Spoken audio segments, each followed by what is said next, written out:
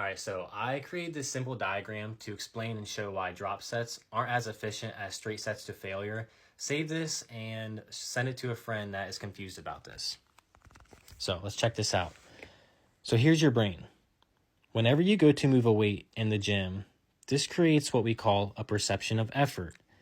This is just a sensation that you feel based upon how heavy the weight is and how hard you are trying to move it. Okay, this sensation or signal travels back to your brain, and inside your brain, this signal turns into an electrical signal that then goes down your spine and out to the muscle fibers you are using.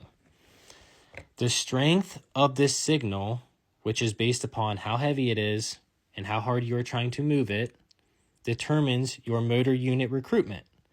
So whenever the weight is heavier and you are trying to move it harder, the signal is increased and you will recruit your higher threshold motor units, which contain your type 2 muscle fibers, which are your biggest muscle fibers and have the most potential for growth. So whenever you do a drop set, at the beginning of the drop set, you do as many as you can and you reach failure. That was the most stimulating and meaningful part of that set. You reach true failure because you reach maximum perception of effort. Your brain could not make this signal go any higher, and you could not do any more reps. So the signal was maxed out.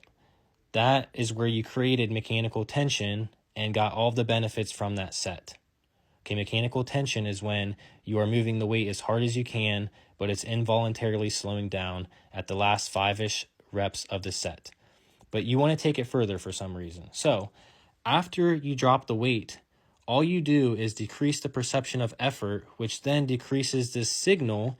And at that point, you are only stimulating your lower threshold motor units and activating the smaller muscle fibers.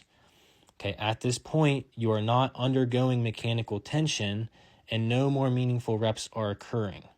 Okay, because the weight isn't heavy enough to create mechanical tension.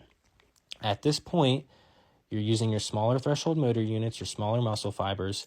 You are just incurring junk volume, no mechanical tension. You have an increase in metabolite accumulation, which means more muscle damage and longer recovery time, also known as non-stimulating reps that only hinder your growth.